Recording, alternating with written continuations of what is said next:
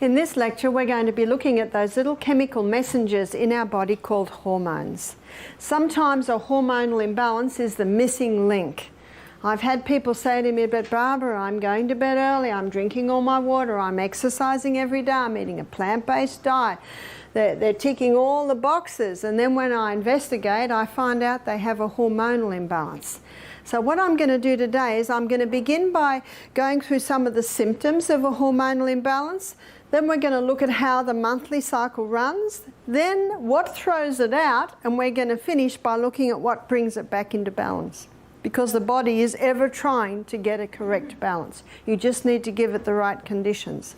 So what about a female? Some of the symptoms of a female having a hormonal imbalance are early periods. Normal is 16 to 18, but you hardly ever hear that today. Obviously, there's always some exceptions to the rule, but on a whole, the average beginning of the menstruation traditionally was around 16. Today, we're getting young girls getting their periods at 9 years of age. If they get their periods at 9, they're starting to develop breasts at 8. That's far too young. Why would that be? Where's our why? Newton's third law of motion states that to every action there's an equal and an opposite reaction. In other words, there is always a cause. We're going to be looking at that this morning. Another symptom of a hormonal imbalance is very heavy periods, very painful periods. Also premenstrual tension. How many women and men think that's normal? I've got some good news today. It is not. And we're going to look at how that can be remedied. Also fibroids in the uterus, cysts on the ovaries, polycystic ovarian syndrome, polyps in the uterus, cervical polyps, cervical cancers, lumps in the breasts, fibrous tissue in the breast, breast cancer, uterine cancer. These can all be symptoms of a hormonal imbalance. Also, depression can be a symptom. Thyroid problems, also heart disease. These are some of the symptoms, probably the main symptoms of someone having a hormonal imbalance, a female. What about a male? With a male, low sperm count can be a symptom.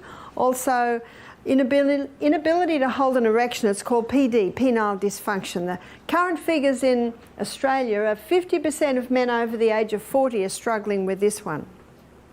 Also, prostate problems. Prostate problems is a result of a hormonal imbalance. Well, again, there are other factors that come into play, as you will see, but it's one of the main causes. Too much of the female hormone can cause a man to be effeminate, and too much of the male hormone can cause a woman to be masculine. I don't know what it's like in the US, but in Australia you're almost not allowed to talk about that, but I'm just giving you the science today. So what we're going to do today is we're going to have a look at what the hormones or how they're made. We're going to have a look at how the monthly cycle runs. Notice our sex hormones are made from cholesterol, very important lipid in the body. From cholesterol, the body makes pregnenolone. From pregnenolone, the body makes progesterone. Progesterone is a key hormone because from progesterone, estrogen is made, from progesterone, testosterone is made, and from progesterone, the adrenal hormones are made. We're going to look at the 21-day, or 27-day, I should say, cycle, 27 or 28-day cycle. We're going to look at it like a dance, because it is like a dance. Different players come onto the stage at different times of the month. And estrogen's going to be wearing a red outfit, and estrogen's role is that of a cell proliferator. Cell proliferator basically means causes massive cell growth. And it is estrogen that causes the skinny young girl to develop into a beautiful, shapely woman. But if the estrogen remains high, the beautiful, shapely woman can get out of shape the other way. Progesterone is the other player in our dance of the hormones today. And progesterone is going to be wearing a green outfit. Progesterone's role is that of a happy hormone. It's one of its... There's a few roles, as we'll see, but it's often called the happy hormone because of its ability to raise the mood. We have a saying in Australia, you may have it here, it's called happy wife, happy life. Is that right? I'd like to say happy wife, happy home. Many homes have an unhappy home because the woman has a hormonal imbalance and she's lacking progesterone. So let's begin at day 1 of the monthly cycle. At day 1 of the monthly cycle, this is the day that a woman begins to menstruate. Day 1 of the monthly cycle, the estrogen levels are low. Day 1 of the monthly cycle, the progesterone levels are low. So both hormones are backstage in that week that a woman begins to menstruate. But by the end of menstruation, around day 7, estrogen levels begin to rise. So by day 14, estrogen is now the star player in the dance of the hormones. What we're going to do now is we're going to go to the stage where the hormones are played out. And this is the reproductive area of a woman's body. This is the uterus, this is the cervix, this is the birth canal. These are the fallopian tubes on the side, so one on each side. But also down the bottom of the fallopian tubes, there are the ovaries. And the ovaries are connected to the uterus by a ligament. So they're the reproductive organs of a woman's body. At this time of the month, estrogen, with its cell proliferator action, is causing massive cell growth in the lining of the uterus, once again developing the blood nest, I call it. The tissue that lines the uterus is called endometrium. Massive cell growth is also happening in the ovaries, causing eggs to develop. A form of lubricant is also released in the birth canal.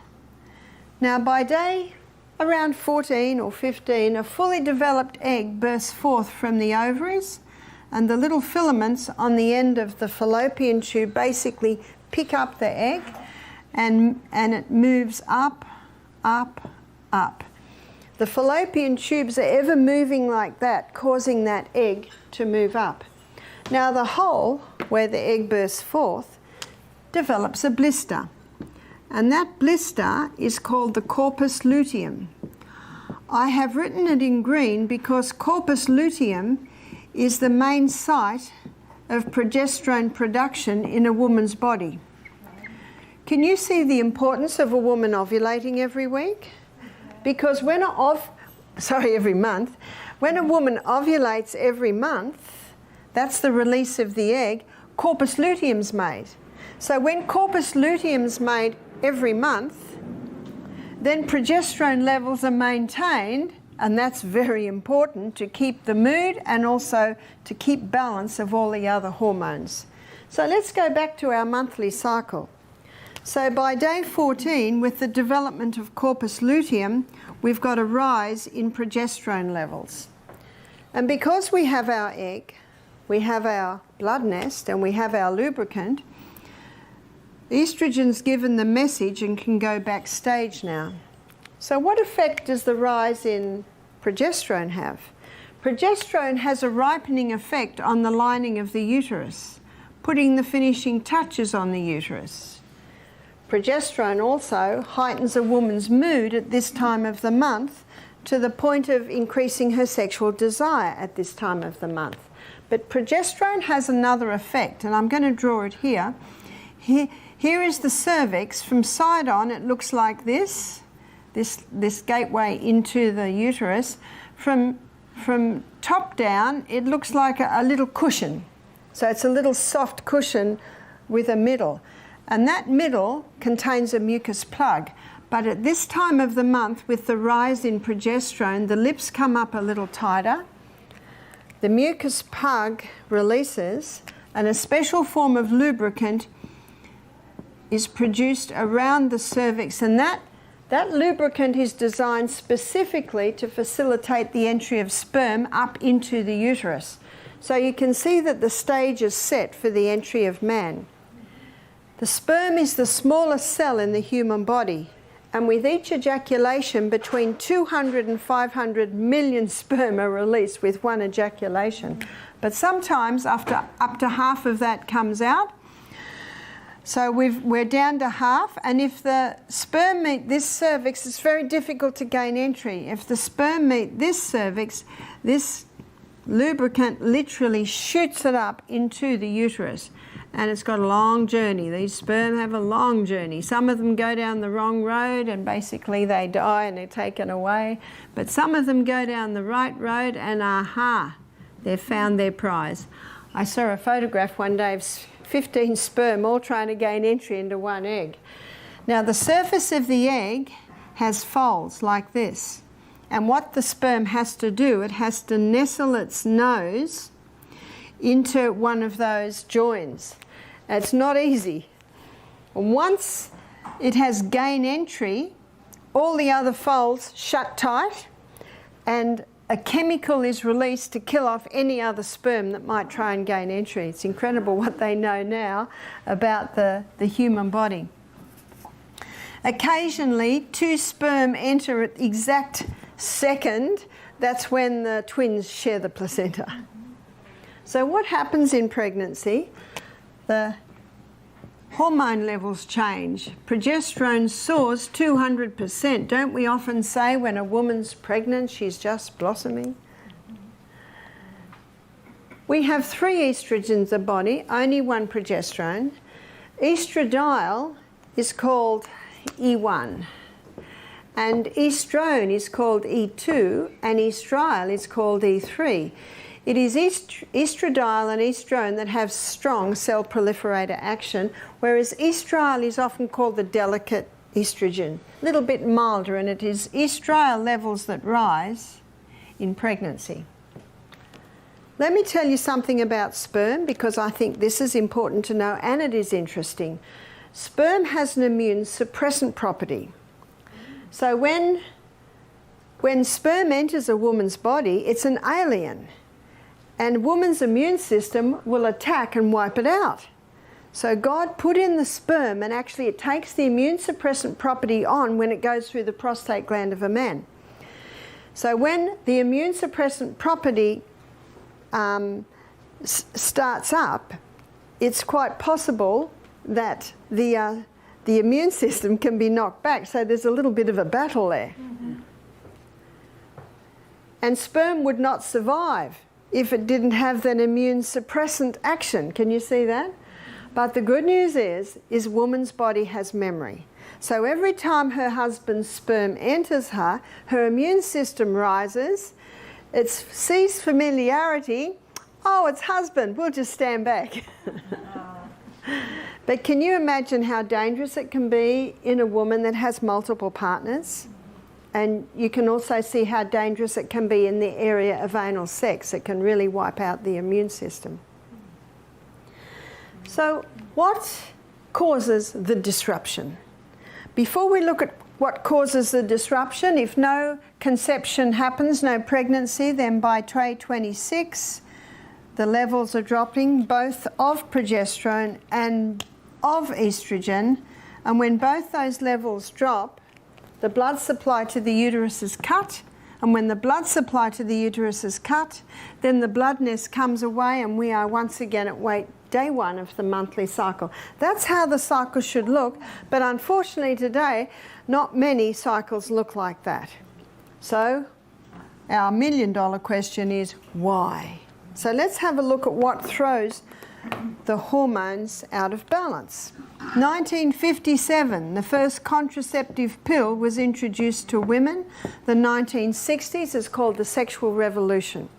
Women wanted to be able to have sex without having babies. And so the contraceptive pill was introduced. What is the pill? The pharmaceutical companies grow acres and acres of Mexican wild yam. In a laboratory, the plant chemical that's in Mexican wild yam is extracted. And in a laboratory, it's converted to progesterone. It's called progesterone because it has an identical molecular structure to the progesterone that the body makes. But the pharmaceutical company can't patent that. You know, they can't patent sodium bicarbonate either. So they have to change it. They have to create something else. So they come up with, they add a few more atoms to that progesterone and come up with synthetic estrogen. Add a few more atoms and come up with a synthetic progesterone. You see, in the early 1990s, it was acknowledged that estrogen is a known human carcinogen. And pill up until then was just straight estrogen. So by law they had to add some progesterone, but it's synthetic progesterone, so it really doesn't help a lot because it inhibits your progesterone uptake. So when these synthetic hormones, which are in the pill, are taken into the body, let me show you what's happening. So number 1 hormone should be progesterone, number 2 estrogen. Month after month on the pill, the body now thinks it's pregnant, so it doesn't release the egg. And if it doesn't release the egg, no corpus luteum's been made. So week after month after month, what's happening to progesterone? It's going down. A month after month with its synthetic estrogen, where's estrogen going? We've got a problem today, sadly too common. It's called estrogen dominance and progesterone deficiency. And it was Dr. John Lee that first blew the whistle on this. There have been some other doctors and authors that have also written about this. And he shows that now we have estrogen dominance. I liken estrogen to fire and water. Good slave, bad master. On 2019, I flew back into Australia, and when I drove onto our property, it was as black as black. I think you heard about the fires. We just thank God we didn't lose any buildings. That's why I say fire and water are a good slave, but it's a bad master. Same with estrogen. Now, we've got it as master. What effect is it having with its cell proliferator action? Fibroids in the uterus, cysts on the ovaries, polycystic ovarian syndrome, causing the endometrium to wander all through the abdominal wall. That's called endometriosis. 70 years ago, there were something like 100 cases worldwide. Today, there are 10 million alone in the US. And you will find it all rose around the time that the pill was introduced, because you can see how the pill disrupts the hormones. And a 25-year-old lady told me that she was just diagnosed with endometriosis. You see, when the blood nest falls away with the dropping of the hormones, these little pockets bleed, but they've got nowhere to go. And they have excruciating pain at period time, because all those little pockets have got nowhere to go, and the pain from that. This 25-year-old lady told me that her doctor said she'll be all right when she goes through menopause. Huh? 25 more years of pain and suffering. Or medicine can offer to diathermy, that's like burn them out. But if you don't turn the tap off, guess what? They're all going to come back. You've got to find the cause. So this cell proliferator action causing growths in the reproductive organs of the body, including the breasts, even to the point of breast cancer and also uterine cancer. A lady came and did our program. She had a lump in her breast 10 years ago, so she had both breasts removed, and they built 2 new breasts. Here she was at our retreat with breast cancer in the new breast. If you don't find out the cause, it's going to come back. That's basic common sense. We're flipping into common sense now. See how we flip between Bible, history, science and common sense? Because God is the author of all of them, and you will find that they come together. That's how you can determine truth. But where's progesterone? Down here. How's the woman's mood the week before her periods? Watch out, she'll bite your head off. I said to one lady, do you get premenstrual tension? She said, no, I just hate my husband for a week every month. She's got it. How many people think it's normal? It is not normal. But also, going on a little bit further, then the person's diagnosed with depression. And it actually turns out to be just a hormonal imbalance. This is the cause of postnatal depression. This is the cause of premenstrual tension. There it is there. One writer in Australia, she claims that the pill has caused the mass murder of millions of women. So the woman's now going through menopause. You see, it was the baby boomers that it was first given to, is that right? The baby boomers are now late 50s, 60s, some into their 70s. They're going through menopause. How are they faring? They got hot flushes. High estrogen causes capillary dilation. The blood rushes to the skin. The husband knows because all the blankets get thrown off in the middle of the night and they get pulled on again. One lady said to me, Barbara, I'm a CEO of a large company. I'm in the middle of a board meeting and I get this huge flush. And I'm perspiring. She said, I can't handle it. So she said, I went to the doctor and he gave me hormone replacement therapy. She said, at least now I can give a meeting without this flash. I understand that. But what is hormone replacement therapy? It's more synthetic hormones, tricking the body once again into thinking it's pregnant. So instead of putting its energies to the skin, it puts its energies internally. 6 years later, the lady's got a lump on her breast. She goes to the doctor, it's breast cancer. He takes her off HRT immediately. Why does he do that? He knows. So you say to the physician, why do you do that if you know it can cause breast cancer? Here's his answer. He said she was suffering and it brought her relief. That's true. And not every woman will get breast cancer. That's true. But it's like playing Russian roulette. And if you say to the lady, well, here's your choice, breast cancer or hot flushes, what will she say? Hot flushes. I'll get a black lace fan. We had a lady last week, she had her black lace fan. But what you're going to hear today is a third. And that is you can balance those hormones around. The amount of women that have said within 1 month of implementing this balancing program, they're not having hot flushes anymore, or they've reduced by half. That's the good news. Some women have never been on the pill or HRT and yet they have an obvious hormonal imbalance. What causes a chicken to be fully developed in 5 weeks? Do you ever wonder? Is the growth stimulants? It's against the law to give growth stimulants in many areas now, so they genetically modified the chicken to produce more estrogen so it'll grow quicker. If it's in the chicken, it's in the egg. And in Australia, it's against the law for cattle farmers to give their cattle growth stimulants.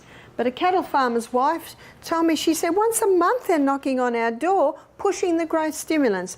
And they tell you to stop the growth stimulant here, then it's not picked up in the blood test at the abattoirs.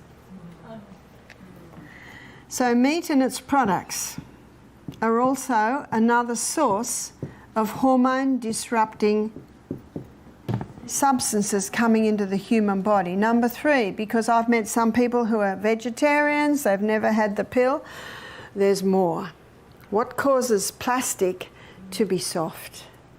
And when I was 16, my brother was 18 and he got his first car. It was a Zephyr. And the dashboard was second hand. The dashboard was split. So he had turquoise fur on it and a cow that's head went up and down. That's real 60s, isn't it? Have you noticed dashboards don't split anymore? It's because they have a chemical in it called nonylphenol. And nonylphenol keeps the plastic soft. There's also bisphenol A, called BPA. Estrogen contains a phenyl ring, and that phenyl ring is the key that unlocks the door to get estrogen into the estrogen receptor site in the cell. So can you see that these plastics with their phenols in them have an estrogen effect on the body? So plastics. You can get BPA-free plastic, and you can also, usually the hard plastic, you can't squeeze it. So drink bottles should be hard plastic, glass, or the stainless steels. Plastics, also chemicals, and probably one of the worst chemicals. And the reason why it's the worst is because to kill the plant, it actually has an effect on the plant's hormones. It's called glyphosate or Roundup. The Sri Lankan government have banned Roundup or glyphosate because of the amount of rice farmers that were dying and their children were showing traces of it. I know it was probably 2 years ago, made front lines in one of our big newspapers in Australia. 2 farmers, farmer and his wife, in their 70s, had both died of pancreatic cancer, and it was directly attributable to the Roundup. So what's the pancreas? It's actually part of our hormonal system. If you buy a potato and it's not organic, I can just about assure you it'll have Roundup on it, because they use Roundup to kill the top, you know, the top of the green top, because when that top dies, then they can harvest it. But absolutely, it's also, they've genetically modified so many plants to resist Roundup so they can keep spraying the fields. So herbicides, insecticides, I consider that they are just as much chemicals. One more point, clothes. Clothes can have chemicals in them if you're washing your clothes in a laundry detergent that contains chemicals. But there are 3 fabrics that are made really from plastic. One is polyester, acrylic, and nylon. So there are so many fabrics today. We know cotton and we know silk, but by the way, if you buy cotton, you must wash it and you must hang it on the clothesline for a day, because cotton is one of the most sprayed crops. So you've got cotton, wool, silk, bamboo. You may not be aware that rayon and viscose are both made out of wood pulp, so they're considered natural fibres. And modal, M-O-D-A-L. I've even got modal stockings. I've bought a modal petticoat. It's a very fine silky, and it's the cellulose spun from the birch tree. So the 3 that you need to be very mindful of are your acrylic, polyester and nylon. Now with guys, their underwear's cotton, their undershirts are cotton. It's not such a big deal, but ladies like the pretty things, and unfortunately a lot of those pretty things are made out of nasty materials, nasty fabrics. And when they're against the woman's body and she exercises and gets hot, her pores open, the fabric gets hot, and she starts to absorb those chemicals. But you have some great companies. I think Fruit of the Loom, they sell very nice sports bras and underwear that are made out of cotton. I don't mind if there's 5% polyester or nylon to give it a little bit of stretch, as long as predominantly it's made out of natural fibre. So let me give you the soy issue, because you will read articles that will say, if you have breast cancer, don't touch soy. You've read that? Yes. Prostate cancer. So let me give you the truth on this. Here are 3 cells, and these 3 cells have estrogen receptor sites. Now this estrogen is what we call xenoestrogen. So these here are xenoestrogen. So your chemicals, your herbicides, your insecticides, the plastics. These xenoestrogens, or estrogen mimickers, are 20,000 times stronger than human estrogen, so they're big.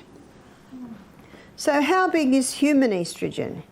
Human estrogen is 20,000 times stronger than plant. So the plant estrogen just sits very nicely into the receptor site like that. Well, what about the plant? Well, it's a tiny little slip of a thing that just lines the receptor site like that. So, students, is it the plant we need to be fearful of?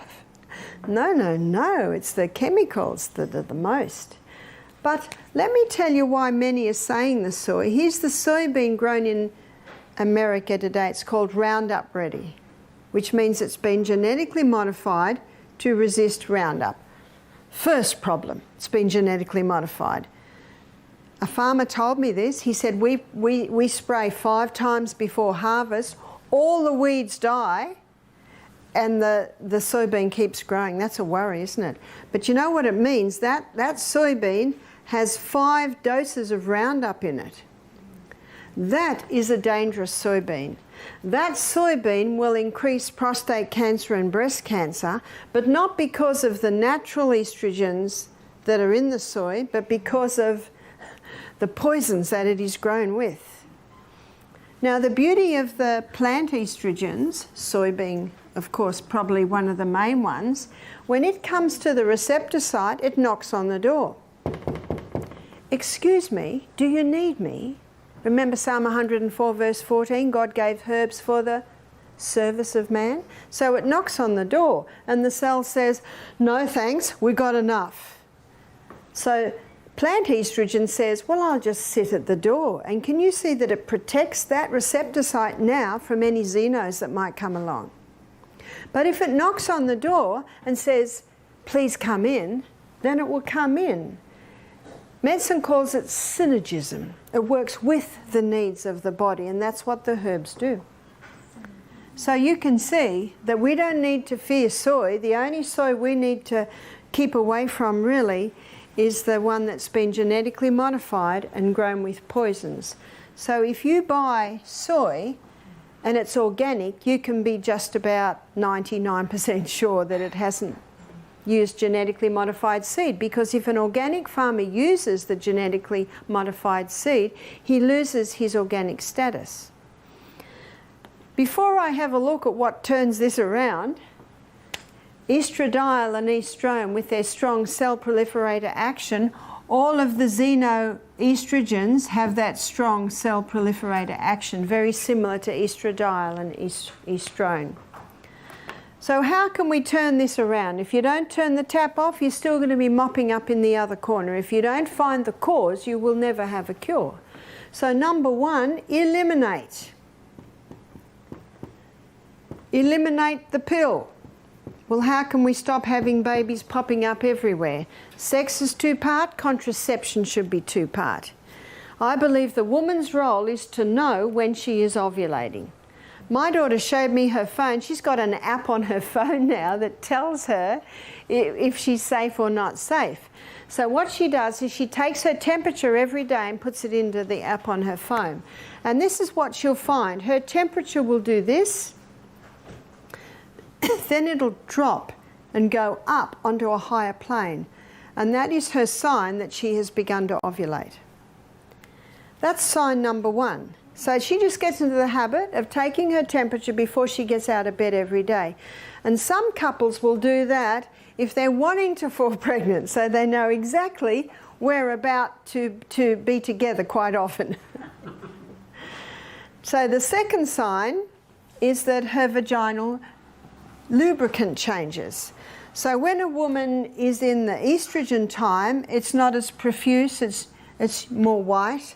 When she is in estrogen, or she's stopped estrogen time, now she's in progesterone time, and progesterone is highest, then the lubricant is a lot more profuse, it's clear and stringy.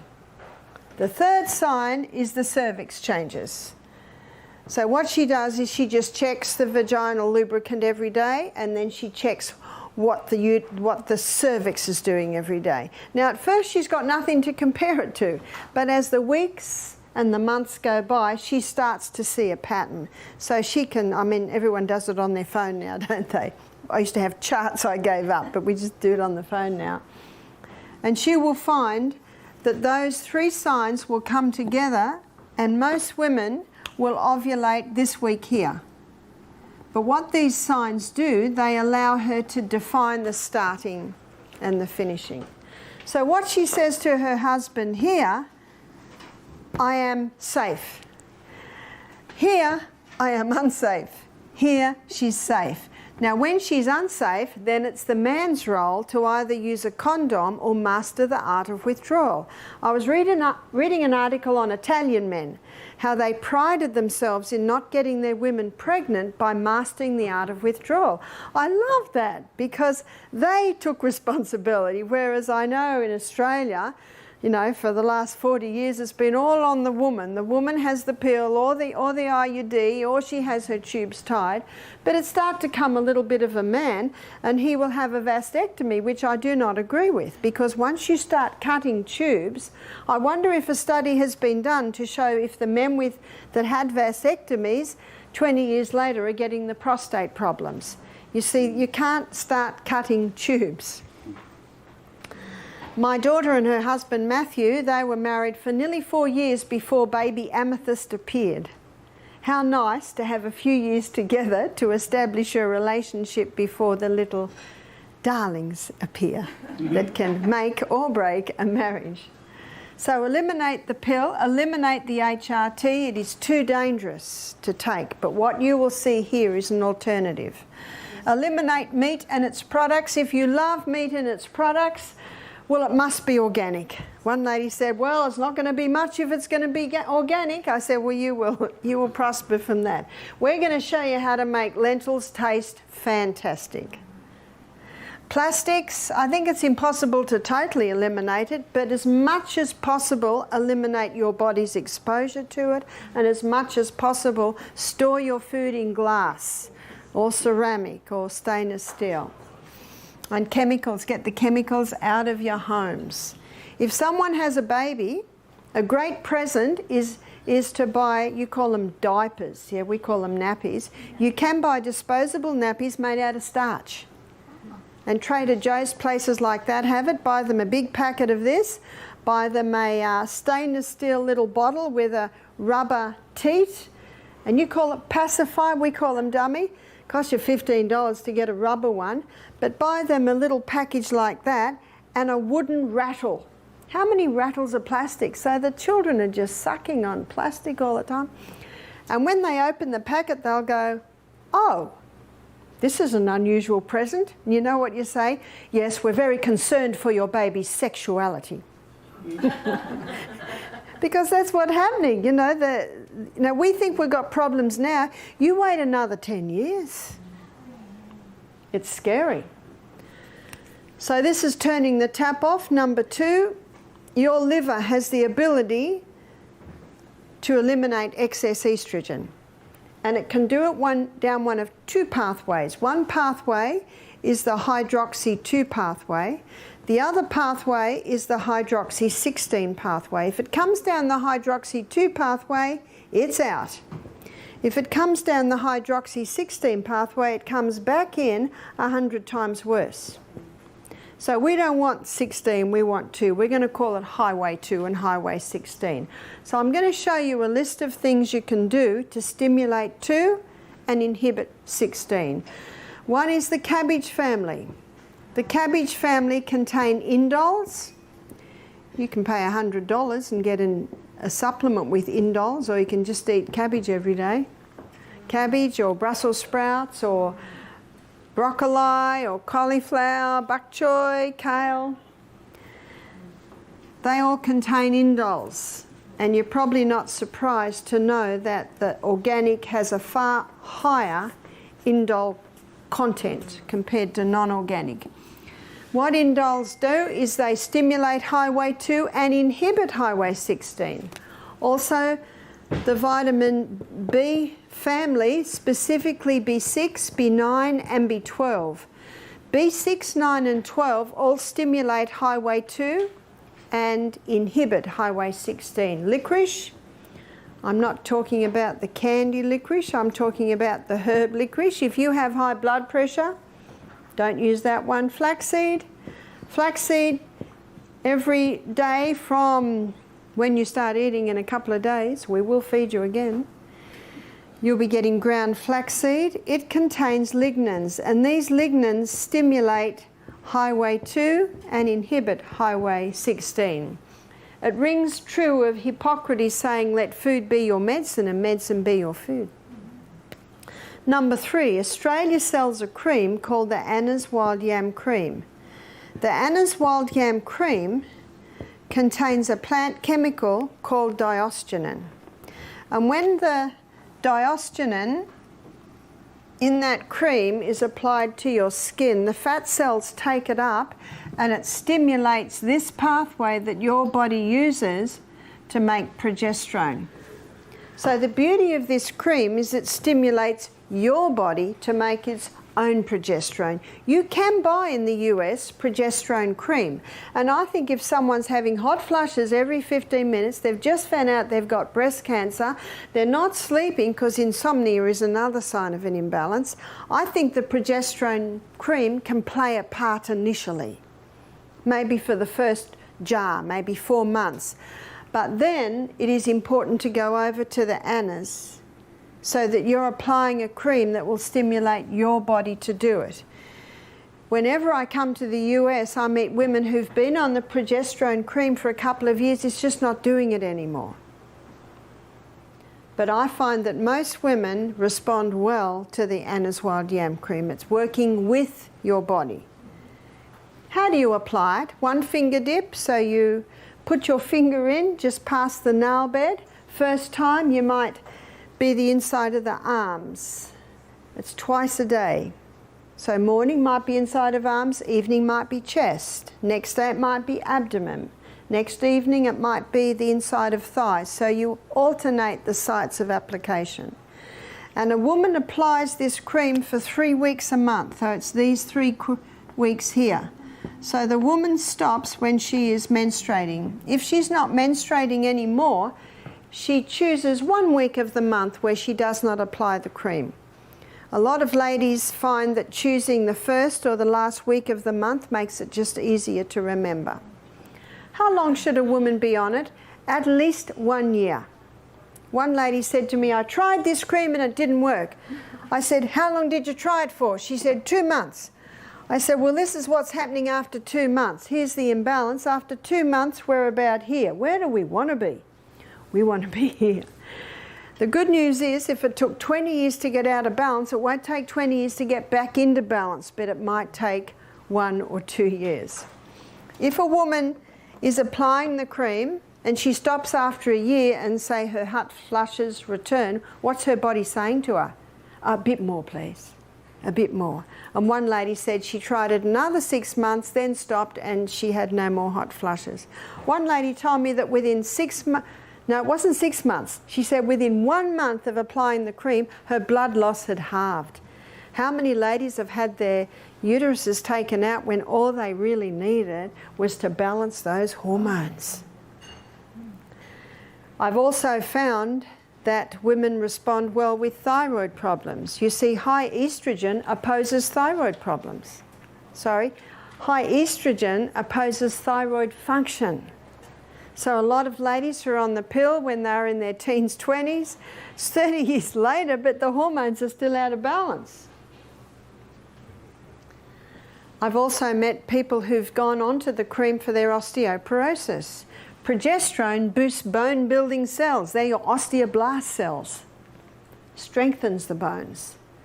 There is no toxic dose of progesterone. Can you have too much happy hormone? I don't think so. But there's definitely a toxic dose of estrogen. I met a 9-year-old girl who was on it. She developed breasts at 8 and started menstruating at 9. So whether if you're between 9 or 90, this cream can be applicable for you. I've also met some ladies, particularly ladies, who've conquered their depression by going on the Anna's Yam cream and boosting their happy hormone. It is also important, this is point number 4, that the 8 laws of health are implemented, and we will be pursuing those from tomorrow. So that means all the stimulants must go. What are they? What are the stimulants? We'll define them tomorrow. We'll do your caffeine and your alcohols, your refined sugars. So I've written those 8 laws up there, and adhering to them brings balance naturally into the human body. And the yam cream just helps with that balancing of the hormones. If a woman is going through menopause, she's having hot flushes, she's got weight gain, she just cannot lose weight, the yam cream helps that because it gets the estrogen down, gets the progesterone up. And because it gets the progesterone up, it helps with her sexual desire, and it also helps with her mood. But there is 2 things that it will not affect immediately, and I find many women, 50s, 60s, this is happening to them. Sex has become very painful. The cells that line the vagina are so sensitive and they've lost lubricant, and it's very hard for the man to see that his wife's hurting, and something's come along that is helping these women. So we'll put this as number 5, and this is yoni stones. The Chinese dynasty developed yoni stones to help the young concubines be sexually toned for the emperor. but they're very popular today, and ideally they're made out of nephrite jade. Nephrite jade is like a green marble. The nephrite jade is heavy, and as you'll see why that's important in a minute, but it's also a smooth marble, so there are no crevices. So when these are ordered, they're ordered in a set of 3. So this is the largest stone, it's about this big, and then they're like an egg. And then the next stone, and then the next stone, that's the smallest stone. There are 2 holes in the bottom so that a woman can insert dental floss for easy extraction. And what a woman will do is she'll insert the stone, the largest end first, so that will touch her cervix. She begins with the largest stone, and she will not even know it is there, but she will wear it for 1 hour a day for the first week, 2 hours a day for the second week, 3 hours a day for the third week, 4 hours a day for the fourth week, and on the 5th week she's up to wearing it 5 hours a day. And she wears it for 5 hours a day for about 6 months. By now her pelvic girdle is so strong that she can go over to the middle-sized stone, and she can go straight into wearing that for 5 hours a day. After 6 months, she can go to the smallest stone. This is strengthening her girdle, her pelvic girdle internally. So I'm going to draw the pelvic girdle so you know what I mean. Here's the pelvic girdle. There is the belly button, and up the other end is the bottom of your spine, the coccyx. So here's your anal sphincter, that's your vagina, and the urethra. So it looks like this. It's a muscular system, muscles threaded all through, but around the orifices, it's all muscle. So it's a muscular girdle, this pelvic girdle. And wearing that stone strengthens the girdle, because it's got to hold the stone. And because it's got to hold the stone, more blood comes to the area. And where more blood comes to the area, it feeds the cells lining the vagina. It feeds the cells that make up the glands. So the glands begin producing lubricant. And I have had ladies tell me that after 3 months of wearing the stone, sex is no longer painful. The lubricant has returned. The cells are not delicate anymore. In fact, I had one couple in their late 50s. They looked a bit embarrassed. They say, look, we don't know how to say this, but thanks. He said, this yam cream just puts lead in my pencil. And the lady said, it is no longer uncomfortable. We just want to tell you we're thankful. What also is happening with the yoni stones and the effect it's having, remember it's strengthening that girdle internally. It's also helping with incontinence. Because here's the urethra, it's a muscle system. So wearing the stone, the stone is in the middle, of course, so it's strengthening all the muscles surrounding it. My daughter had a home birth. Her daughter's 10 now, and she had a midwife, and they got a blow-up bath and had a water birth inside her home. But her midwife, who was in her 50s, told her this story. She said, I went to the doctor, I was feeling so uncomfortable. See, what happens is with the prolapse, the uterus can drop right down to the neck of the birth canal.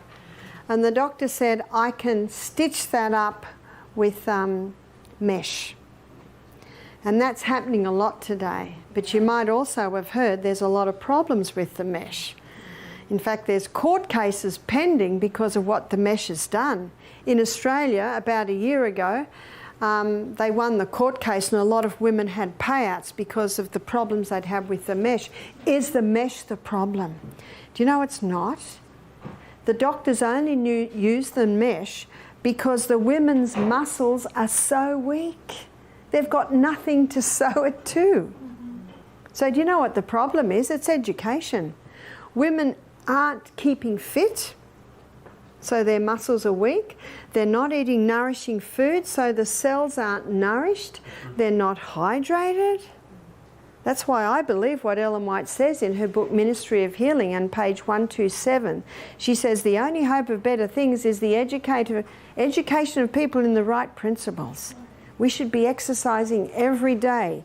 So externally, you can do rebounding, you can do push-ups. Have you seen the girls do push-ups? the twins? And you can do those exercises that strengthen the core. They will show you exercises that target the core. So that's external. And every day we should be doing this, okay? Squatting, up, down, up, down. It strengthens all that. And the internal stone. So my daughter's midwife, she didn't like the sound of the mesh, so she went and Googled prolapse, and she discovered yoni stones. She ordered them. She began to wear them. She went back to the doctor 3 months later. He said, I don't understand this, but you no longer have a prolapse. See, it's just muscle. And gravity's ever pulling us downward, isn't that right?